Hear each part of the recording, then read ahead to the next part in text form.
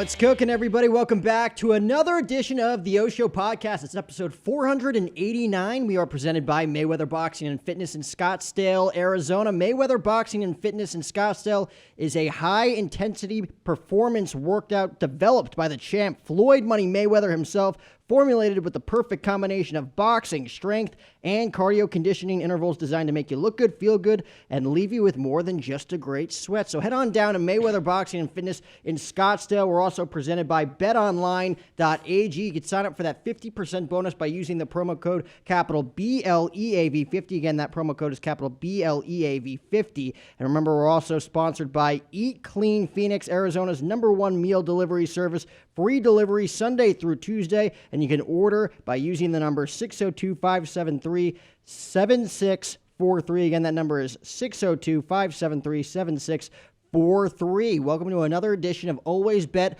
on Jack and Zach, not the other way around, not Zach and Jack. It is Always Bet on Jack and Zach, episode 489. You brought COVID back from Hawaii, did you? No. You were coughing during the intro as I was thanking all of our sponsors, so we may as well explain what type of bad juju you picked up in Hawaii. Where were you in Hawaii? I was in Maui. Oh, Honolulu's better. It was my first time being in Hawaii. I didn't pay for it, so I was just happy to be there. It was a great time. Absolutely loved it. But yeah, so last day there, started to feel a little under the weather, but as soon as I got back, start hacking it. So I got 2 rapid tests and PCR test and a flu test. All came back negative. So probably nothing contagious, but probably some bacterial sinus infection. Feeling a little under the weather, but I powered through, and I am here today. I am here to bring back the Bet Online segment and conclude what was a fantastic NFL season. Yeah, that's enough out of you. Let's talk about the Super Bowl champion. Super Bowl 56 in Los Angeles, SoFi Stadium. The Los Angeles Rams are the Super Bowl champions. They defeat the Cincinnati Bengals, a team that may not go back for a little bit. I think, obviously, they're going to be a main force to be reckoned with in the AFC moving forward. But the Los Angeles Rams making the Super Bowl again next year as opposed to the Cincinnati Bengals making the Super Bowl again next year, probably a lot higher. So I definitely feel for Joe Burrow. That was a very, very tough loss. A very, very tough last drive, too. Yeah, I mean, the play calling by Zach Taylor at the end, I mean, when it's, 2nd and 1, you pass on 2nd and 1, which you go for a deep ball, which I don't know why you do that, especially when you only need a field goal. And then on top of that, you, on 3rd down, you go for a running play up the middle with your second running back. You do with Joe Mixon. I thought, obviously Aaron Donald, 2 amazing plays on 3rd and 1 and 4th and 1. Give him all the credit. I thought he should have been, no offense, Super Cup, should have been Super Bowl MVP. But I do question, as good as Joe Burrow is, how cheap notoriously the front office has been in Cincinnati, and some of the decisions Zach Taylor's made as a coach throughout his time in Cincinnati. I'm curious if and when the Bengals will get back, as good as Joe Burrow and Jamar Chase is. It's so heartbreaking because they had it in the bag, too, that entire second half. I'm like, there's no way. Like, Rams take the lead back with 1:25 left. I'm like, Joe Burrow's been here before. Yeah. They were down 23-3 at Arrowhead. Yeah, He's been here before. And then in that last drive, it was all Aaron Donald. Yeah. And that could be his last game. He's going to retire at 30 years old, potentially. I think that's just a negotiation tactic. I would seriously doubt, because let's assume he just plays 2 more years. He would be, and he keeps his average sack. He would be at 120 total sacks, 10 Pro Bowls, 9 All-Pros, assuming he keeps the same pace for 2 more years. At that point, you have to consider him top 4 defensive player all time. Like there's Lawrence Taylor, Reggie Wayne, Deion Sanders. And then he's on Rushmore. You think you have to put Aaron Donald. If he plays 2 more years at even the level he's done for the past couple, maybe wins 1 more Defensive Player of the Year. Obviously, TJ Watt. There's a lot of other great young defenders. Michael Parsons for your Cowboys. But no, I think he plays 2 more years because I think he realizes he could be on the Mount Rushmore of defensive players if he just, even for a couple more years. And he, obviously, defensive players take a lot more of a beating than a lot of other positions, but 30 is still relatively young. I still think he has 2 or 3 good years left in him. I think it's much more a negotiating contract gets more guaranteed money from the Rams. Well, that drive alone won them the Super Bowl at the very end. Because even the Rams' last drive, Cooper Kupp with the game-winning touchdown at the end of the day, the pass from Matthew Stafford in the corner of the end zone. There it is right there. He literally opened all the time. Like, anybody but Cooper Kupp. Odell Beckham Jr. goes down in the second quarter, was it? Yeah, because he caught the second quarter. He caught the touchdown, had the moonwalk celebration, which was awesome, by the way. Yes. L.A. deserved. What a Super Bowl halftime show, too. What a great halftime show. I think that was probably one of the best halftime performances that we've seen in our generation. And I'm not a rap or hip-hop guy either. I think they did that very well. I was very intrigued to see what they were going to do with 5 different people. It ends up being 6 with 50 Cent being the surprise guest. They played every big rap song that I think I'd ever listened to growing up. Like, the only rap songs I really listened to, they played them all. I mean, even though, like, there's always, things to... I think what I really like, and I hope they go forward with these halftime shows, is it represents the place where the Super Bowl is being hosted. Obviously, next year, that'll be kind of hard because it's here in Glendale. There's not much of a music scene here in Phoenix. Maybe they'll get, like, creative with it and stuff like that. Robin's shaking her head no. She thinks she has some ideas. The one that would have been awesome would have been Linkin Park if Chester Bennington was not here, because he's from here. Yeah. Other than that, who else you got, Robin? I can't think of any off the top of my head. There's a lot of heavy metal guys that are from here. I mean, we have the Meat Puppets, which are alternative. You also have members of other bands that live here. Alice Cooper's one. That's very true. The Hollywood Vampires could do it. So, I mean, there's a lot of cool people here. I grew up in Arizona, and I worked with a lot of big-name musicians that are from here. Even if you look at the history books, the Tubes were from Arizona, but they moved in order to get big. So there's a lot of music here. They also got to go with, because even Eminem, Dr. Dre, Snoop Dogg, those are mainstream names, right? Yeah. What about Jimmy Eat World? Absolutely. They're from here. Thank you, Robin. But the point, I think just representing the city that it's going to be hosted in now is going to be like a big deal. Like with Vegas, I want a lot. I think a lot of people that typically perform in Vegas, that's how they made their showing. A lot of, I think, almost more operatic show tunes when it's in Vegas at Allegiant in 2 years. I think going forward, I think what will make these halftime show specials is that the artists and the performers represent the city that it's taking place that year. But I agree. I thought it was an amazing show in SoFi, an amazing game, and an amazing season. And before we get into Super Bowl 57 early predictions from our friends at BetOnline AG, I sent you pictures of the odds there, and we'll discuss our picks. Yeah, I do want to point out that he sent them from Caesars Sportsbook and not betonline.ag, so I don't know what the hell that's about. BetOnline, it was hard to get them all in one. It was 3 pages. So now you're putting our sponsor down. That's not... Anyway. Tongue-tied. You were saying? So to conclude the Oracle versus King Richard... So we never got to make them on air. Yes, but because you decided to take an impromptu vacation and not do a show. But the two of us did make our predictions. We made the exact same prediction that, we both went with the under at 48.5, and we went with the Bengals covering the spread with the Rams winning. So both 100% right, which means that I don't win 5 weeks in a row, which means just narrowly squeaking by. In the 2021 NFL season, Jack wins the first season of NFL BetOnline AG Bets. Acknowledge me. You were good. I thought I was going to come back and tie it up, but no, you held strong and you claimed victory. Good on you. But let us look to the future. All right, I'll take my Jim Beam now. Where is it? Hank? No, you didn't get me anything? No. Why did we make such a big deal out of your win the first time you ever won? Oh, that's right, because you lost the first 5 games. Wow. And no one ever thought. It was literally like the Cubs winning the World Series after 108 years. The Billy Goat curse, the curse of the Bambino, Boston winning the World Series in 2004. It was basically the exact same thing. I can't. Oh my God, is he coming out? He's gonna give you a treat. He does not deserve this. Hank acknowledges me. Pastry. We tied this week. He won by half a point in the season. We tied. You do not deserve. It's apple glazed too. Get a close up on this, Hank.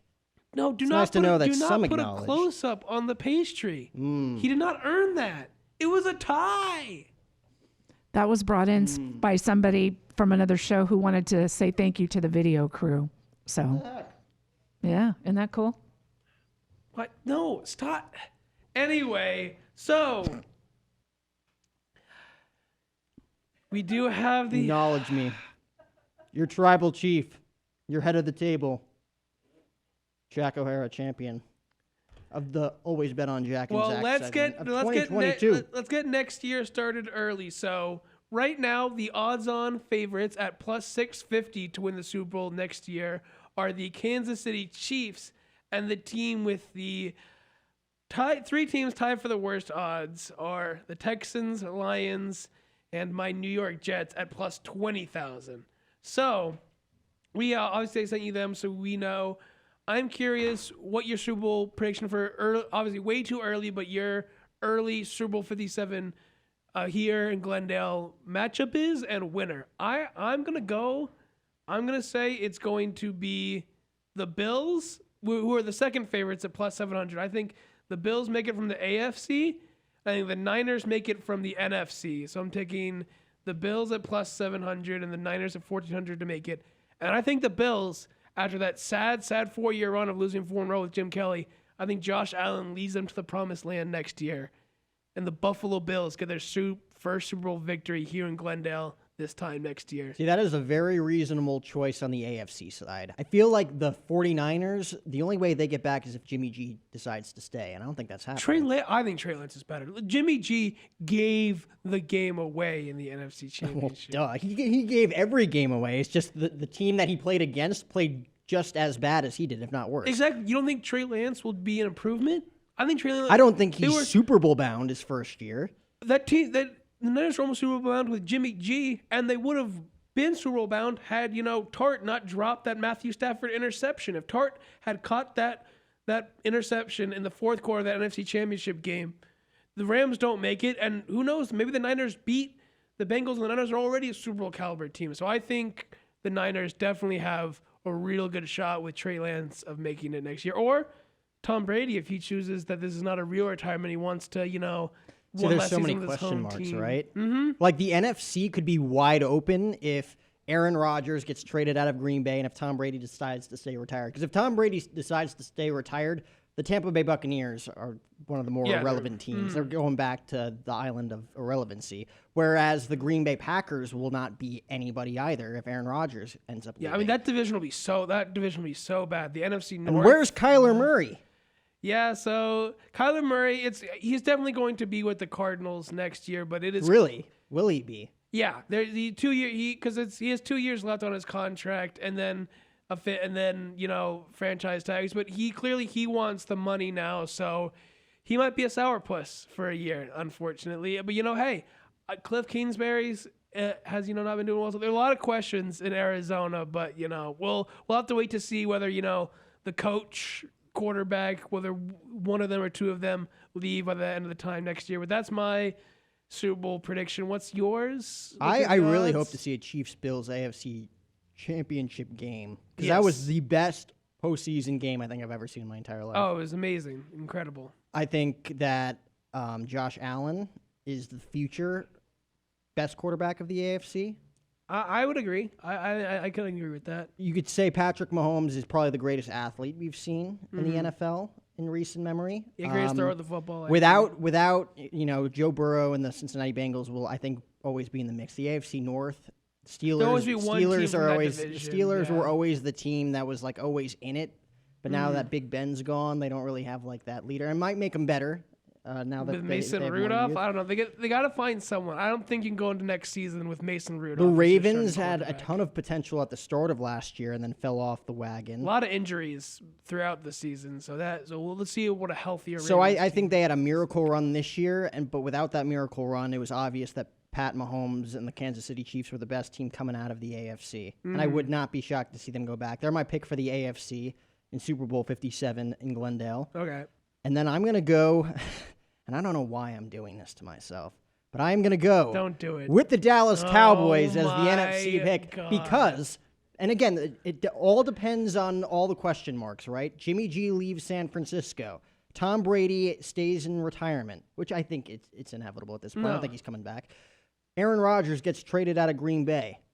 You know the Cardinals are not going to be primed and ready to be one of the better teams in the NFC. Probably not. I would agree. Maybe in the NFC West, but then again, the Rams are probably... I'd say the Rams are going to be the 1 seed going into next year's postseason. I would say that's fair. I think that it's usually pretty certain that the Super Bowl champion always comes back the next year as like one of the favorites going in. Yeah. And then they find a way to blow it in the postseason. But the Dallas Cowboys are going to retain the most talent, both defensively and offensively, with Dak Prescott coming off one of the best years offensively I think that he's had as a quarterback in the last 6 years. I mean, I don't see how they can screw it up. So, okay, in that... I think they obviously will. I'm not going to say that I'm going to get my hopes up. Are you going to predict the Cowboys to beat the Chiefs? Don't go that crazy. I'm not even going to make a prediction to go that far. I'm just going to enjoy the game. So you're just going to pick We're going to get tickets. We're going to tailgate. We're going to have the time of our lives in Glendale. I'll buy... if the Cowboys actually go, I will chip in for tickets because that would just be the most... We'll never see that again. So it's like that's a once-in-a-lifetime Cowboys... in there. What's been 27 years since they made? They might not ever go back. Oh, that's crazy. It's like the Jets. They ain't ever going back. All right. Anyway, so that's enough of our NFL talk, which leaves us to the halfway point, which is time for the... Let me say it without stuttering. That concludes the NFL portion. Congratulations to the Los Angeles Rams, Super Bowl 56 champs. We'll see you in Glendale next year for Super Bowl 57. We'll see you in Vegas in Super Bowl 58 at Allegiant Stadium. And now it is time for the Michael Cera halftime report. Cue Michael Cera holding a pickle in the desert halftime report. Graphic, Hank. What do we got? All right. So this is a bit of a repeat one, but we got more information on it. So... during one of the commercials that aired during the Super Bowl was for the Hulu show with Amy Schumer. He's going to star in Love You, Beth. And we did get a release date. We got a definitive release date. So March 18th, mark your calendars, ladies and gentlemen. You will see our beloved Michael Cera back on your silver screens. And so March 18th, the new Hulu show will be releasing. And there's rumor they might already renew it for season 2 based on early screening reports. So get excited. Check out the trailer on Hulu's YouTube page and Hulu's Instagram page. They have it. It looked very entertaining. I'm very excited to see our boy Michael Cera back on the television screen. I'll be honest, I'm excited too. Don't get me wrong. We love me some Michael Cera on this show and on this segment. Yes. But there are a lot of great shows that he's going to have to rival. It's true. He's going to be at a very spring television, especially with streaming services. Now they become a really competitive season. But I'm interested because he hasn't taken on a lot of projects in a long time. And the fact that the only other project that he's interested in is being, in a Wes Anderson movie with John Goodman. When that's the only other project he's doing, that tells me he's being selected, which tells me that this project might be a lot better than we think it is. So I'm really excited. Besides from that, what are some of the other shows that you're looking forward to seeing? Ooh, some of the other Apple shows. TV has come out with a lot of great shows that I've binged through the past few weeks. Yes. Ted Lasso is phenomenal. It's a great show. Phenomenal. I don't know if they confirmed they've renewed it, but Succession, when that gets a new season. Succession's really good too. I'm real excited for. I think we'll have to wait more than a year for it, but I just started watching Arcane, the animated show on Netflix based off League of Legends. That one, it looks super exciting going forward if that gets a season 2. The Shrink Next Saul. Better Call Saul is phenomenal. That's been around for years. Have you seen the Shrink Next Door with Will Ferrell and Paul Rudd? That's a really good one too. Is it? I've seen the first episode. It's about a psychiatrist, a therapist, I should say, who basically manipulates him into taking all of his money. I saw the first episode. I haven't seen the rest yet, but the first episode was really, really good. I could see that happening to you.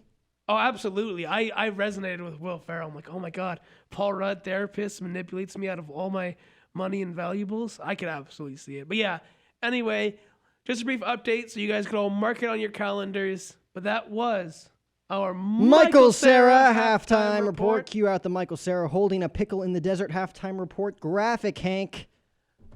All right, so before... You have the notes, so... I do. So I have 3 things to talk about. But before those 3 things, I will let you talk about the thing that you are dying and waiting to talk about. I know you're so excited, so just let So our last audience time we know. talked about the WWE Royal Rumble, right? Well, this Sunday is going to be the WWE Elimination Chamber event in Jeddah, Saudi Arabia.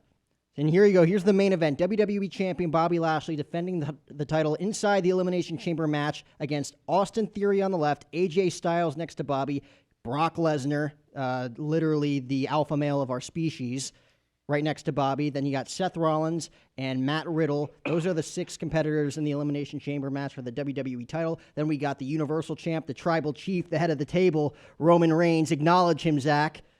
Acknowledge him. I'm acknowledging. Taking on Bill Goldberg, of all people, coming back for that event. You're going to Jeddah, Saudi Arabia. Vince is bringing out the big bucks, getting the big stars for that event. So you got Roman versus Goldberg. Was supposed to take place at WrestleMania 36 2 years ago before COVID hit. But Roman has been battling leukemia for the last 13 years, on and off again. So he decided to take a 6-month hiatus, came back, became champion. He's been champion ever since. 530 days plus he has been the champion, one of the longest reigns of the modern era.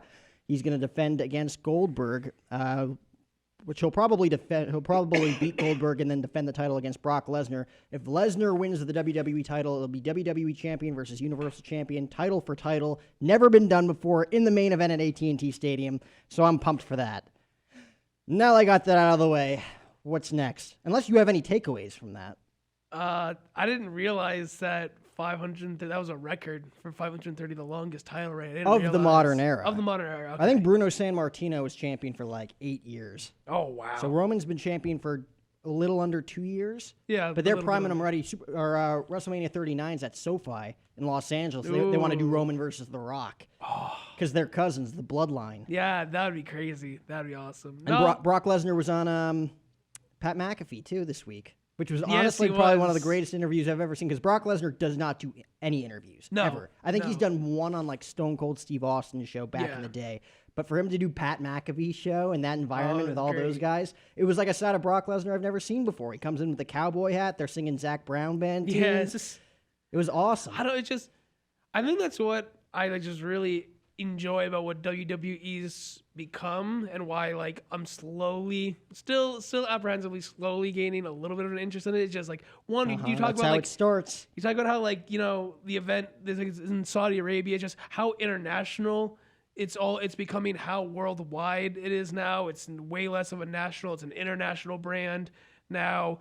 A lot of the stars are way more like eclectic in personalities. It's not just, you know, pure, you know, brute villains or, you know, just softy baby faces. It's a lot more eclectic, all the different fighters and everything. So I'm not ready to fully jump in yet, but every week you talk about it, I'm getting a little more. This is the best tempted. season to get into it, too. WrestleMania season. Maybe we can fly know. out to Dallas in April. Who knows? That would be incredible. I'll think about it. Anyway, so middle of the way through the NBA season, which means we have 3 things to talk about regarding that. First and foremost, the standings. So we're at the midway. We're heading into the All-Star break. Yeah.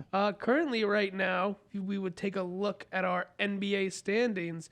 We have in the Western Conference the Phoenix Suns at 47-10, 5.5 games ahead, number 1 team in the entire NBA, leading the Western Conference. Followed by the Warriors, Grizzlies, Jazz, Mavericks, Nuggets, Timberwolves, and Clippers, and Lakers at the 9th seed right now on the outside. Luckily, they have a play-in, but still right now on the outside looking in, not one of those top 8 seeds. So that's interesting. Then over on the Eastern Conference, Jimmy Butler and the Miami Heat tied with, you know, Zach LaVine, Chicago Bulls, both 37-21. Then you got the defending champion Milwaukee Bucks, the Cleveland Cavaliers, the Sixers, the Celtics, the Raptors, and the Nets with, you know, LaMelo Ball's Hornets and Trae Young's Hawks currently sitting on the outside. So that's where the standings are currently at the midway point in the season. I think it is clear to me that it's going to be the Suns or Warriors winning the championship. I don't think any team. I think it's been has a clear to chance. everyone since the beginning that it's going to come down to the Suns and Warriors probably in the West in at the the Western very Conference least. But Finals. I'm at the point now where I think those 2 teams are head and shoulders above any team in the East. I know that might be a hot take, but I don't think a team in the Eastern Conference has a chance against either of those 2 teams. Yeah, and my prediction on the Eastern side, the Brooklyn Nets, like what the fuck is going on? Yeah, we can. Really? So obviously the All-Star break, so the trade deadline. So obviously, bunch of different trades. Mavericks get rid of Porzingis for the Wizards for seemingly not very much. The Trailblazers getting rid of CJ McCollum, seeming to be probably in a full rebuild now, as they've pretty much given away every other player but Damian Lillard at this point. So a lot of big things happening in the trade deadline. But by far the biggest one was the Nets trading James Harden to the 76ers in exchange for Ben Simmons, Seth Curry, Big Penguin Andre Drummond, and I believe 2 first-round picks. So big shakeup in the Eastern Conference. Now it's Joel Embiid and James Harden together in Philly, and then we got Kyrie Irving, which that vaccine mandate might be lifted pretty soon, so might he be fully playing all games now, even home games. Got Kyrie Irving, Kevin Durant when he's back and healthy, and Ben Simmons and Seth Curry over in Brooklyn. I think that it was a pretty even trade. I think both teams had to give up a little bit more than they wanted, but got a lot. I think the 76ers probably came off a little bit better in that trade than the Nets did, but I'm curious your thoughts. That's a big shakeup in the Definitely Eastern where Conference. there are, Philly definitely got the better end of that deal. 'Cause you get a superstar in James Harden to go alongside probably the league MVP, Joel Embiid. And then on the other side, Ben Simmons still is working out the kinks, as everybody knows. But in the long run, that could be a great deal for the Nets. I mean, you're going to be mentored by arguably the best player in the game in Kevin Durant. You could squeak out a ton of knowledge. Just be a sponge for the next few years, watching him play and learning from him, both on the court and then in the locker room as well. Kyrie Irving might be a different story, like having those two in the same locker room. Who knows what that does? That could be like a bad virus, like COVID. Yeah, I mean, it'll be interesting. I think that if we get a Ben Simmons, that when because obviously not to say that, Brooklyn isn't going to be a hard market, but we've talked about this numerous times on the show. Philly sports fans are brutal, are absolutely brutal. Maybe when he's in an environment, when where he's, the second, not even the first biggest team, the second biggest team in New York, because the Knicks are still more popular, and he's, a kinder fan base and a New York fan base, still not, peaches and cream, but a harsh fan base. Peaches and cream? Yeah, it's like nice, like soft. Peaches and, you ever heard of this expression? I've never heard of that expression before. Have you heard of peaches and cream? Robin's never heard. Robin knows everything, and she's never heard of peaches and cream. Thank you. Peaches and cream. But anyway, it'll be interesting to see if Ben Simmons, now outside of Philadelphia with a much, in my opinion at least, nicer and less harsh fan base, if that sort of mental health eases up and he starts, even shooting at a Draymond Green level, like he's still one of the best perimeter defenders in the league. It'll be interesting. I don't think either of those teams can win the championship this year, but I think both of themselves position them to be pretty solid going forward in the future. Yeah, I agree. But this year, I think the 76ers have definitely solidified themselves as probably the number one contender in the East now. I mean, it's still wide open in the East. I mean, Giannis is still amazing. You talked about the Heat, the Bucks, I still think they're the defending champs. The Bulls, the Bulls. So I always kind of give the Bulls a little bit of side cred just because, they're the Chicago Bulls. They're kind of like the Cowboys of the NBA. Right? Yeah, no, I agree. Like amazing in the 90s and then awful ever since. Yeah. No, I agree. So I think it'll be a fun playoffs, but we'll have to see what the second half of the season brings. But that's all the time for NBA. Last two things to talk about. First one, so a little bit of a controversy. We talked about the Super Bowl and, Rams are sort of having their parade today, but suggestion by another LA player, LeBron James, I believe it was either on his Twitter or his Instagram, suggested that the city of LA should make it a parade for all three teams, for the Lakers, Dodgers, and Rams, since they didn't have it. Some be people cool. I actually I do think the Rams deserve to have their own just because they recently won it. But that'd be a cool idea. Yeah, at least have the Lakers and Dodgers share one. Mm-hmm. They never did have a parade, did they? That's what I'm saying. Is that so? I'm kind of your opinion. Do I think that that they should join the Rams? No, but I think it would be a good idea now that things are opened up to have a Lakers and Dodgers one together, because people's like, oh, LeBron, you guys are bad this year and you're just trying to hog someone else's spotlight. I'm like, no, he genuinely won a championship and the Dodgers won a championship and they didn't get to celebrate. And I think that, now that, LA, the mandates and everything else is, freeing up and the, pandemic's on the downturn, I think they should have a parade. Should I think the Rams should have their own time in the sun today? Yeah. And these, absolutely. But I think, 2-3 weeks from now, should they, the city plan one for the Dodgers and for, especially for the Dodgers. I mean, didn't how long realize has that it they been? never got their parade. Yeah, they never did. Neither team got one. I mean, obviously, when the Dodgers won, people were in the street celebrating, but there was no actual ever formal parade for either team. So I definitely think that they should. And they won around the exact same time. The Lakers won it in October of 2020. Yes, and And then the Dodgers won in late October, first week of November, if anything. Yeah, it was I the think, World Series four- usually yeah. ends around then. I think it was 4 weeks later. Yeah, it was not that much. Yeah, it was pretty compact together. It's pretty close together. Man, LA's dominating, man. New York has not dominated since the Giants won 2 Super Bowls in 2008 and then 2012. The Yankees won in 2009, and that's basically it.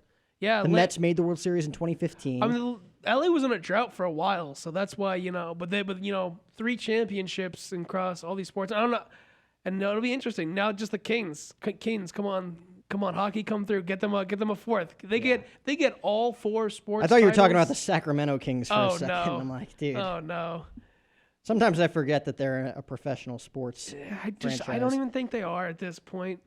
It's just so sad. Anyway, so glad to hear we're in agreement on that. And then final note, while the NBA playoffs were happening, while the Super Bowl was happening, another big sporting event was happening, the 2022 Beijing Winter Olympics, and U.S. finishing third in both the gold and total medal count, so having a very solid Olympics, even though it started off a little unfortunate. A lot of silvers. We were not quite getting to there. Had a couple of crashes on the Alpine and the Super G, but 2 of the big things we want to talk about. One of them not a winner, and then one of them but a great story, and then the other a winner. First, Shaun White. So at 35 years old, gets 4th place just off the podium, but was doing amazing. The fact that he got 4th at his age when the next oldest competitor was He was almost behind early 22. on, too. I know, and he came back and He leapfrog into the top 5. I know, it was incredible. 3 Olympic gold medals changed the sport. No one, the half pipe was not, it wasn't like skateboarding. It was he was almost like Tony Hawk of it, where people weren't doing those crazy tricks. People weren't pushing it to the absolute limit. People were just going, solid technique, just, typical 1080s and stuff like that. They weren't going, 20 plus feet up to do their tricks. They weren't, doing, 1440s back to back. So I just, an incredible legacy Shaun White leaves us as he final sporting event. And then most importantly, for first time since I believe it was, 92, it might be even longer than that, U.S. men's finally takes home the figure skating as Nathan Chen, super young, I can't remember if it's 22, 23, somewhere around there, wins Olympic gold after dominating the sport for 4 years. Came up shy in 2018 in South Korea. Real shame. Thought he would, get a gold medal there. And it's just dominated the sport for 4 years. But, problem with the Olympics is you don't get a chance every year. You only have that 4 years. And, he put those Elton John tracks on, Benny and the Jets, Rocket Man, and then just not even close. Even the amazing other Japanese figure skaters, I think they were still 20, 30 points behind him. He just was as when it mattered the most. He's been dominant for the past 4 years, but it all comes down to this. It's this one event, 1 10-minute routine, and he just absolutely killed it. What an amazing, amazing performance by him. Finally, U.S. back on the top in figure skating. Pretty solid Olympics. Yeah, it makes you really wonder what the hell we're doing with our lives, right? I know. 22 years old.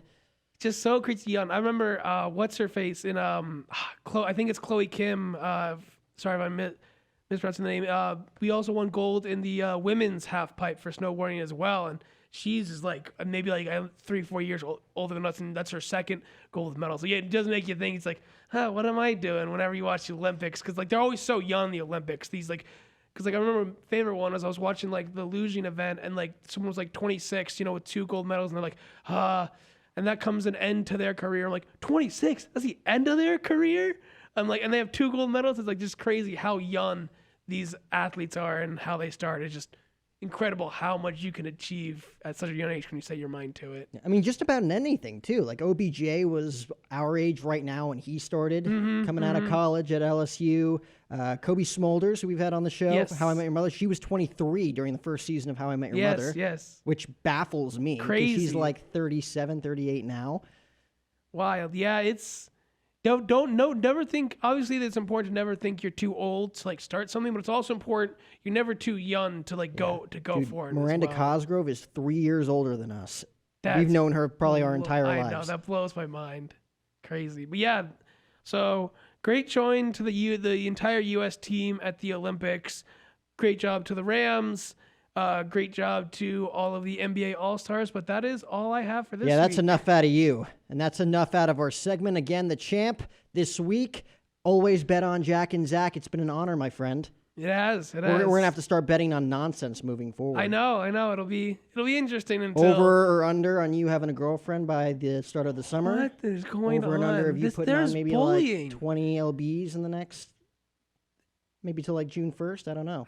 Robin, are you gonna like help No me one's here? going to say anything. These are my pastries, by the way. I need to bring in a pair of soccer boppers just so you two can go at it What the and heck's a not soccer bopper? look it up. Soccer bobber? Is that Okay, pool noodle. How about that? You know pool what that? noodle fight? There you go. Are we doing See? a pool noodle fight that next that week? doesn't sound fun That's at your all. generation. I'm picturing it in my head. I don't want to I don't know. I'm excited. Let's in the comments. If you're watching this video, comment down below whether you want us to have a pool noodle fight next week. We will read those comments, and if we get enough, and we get one yes, we'll have a pool noodle fight. Nobody listens to this segment. You don't know that. You drown ratings. It's okay. I thought, wow, he texted me, just the other day. It's like when I was like, oh, I'm excited, to see like a potential person we're meeting this Friday. It's like, I hope you missed me too. It's not like it's been 2 weeks. He missed me. But as soon as he comes back, as soon as the cameras roll, he goes, no, I hate you, Zach. No, he missed me. He was sad that he didn't get talked to his boy for 2 weeks. I mean, do you watch Fox News and CNN? People put on a face for television, man. Yeah, you know I love you. He said it on air. All right, we can close now. I'm happy. Okay, thanks so much to Mayweather Boxing and Fitness. Remember to head on down, sign up for a membership today. BetOnline.ag, sign up for that 50% bonus. Thanks to Eat Clean Phoenix as well. Call the number at the opening of the episode. This was always Bet on Zach and Jack. Just kidding. This is always Bet on Jack and Zach. Hit the lights, Hanko.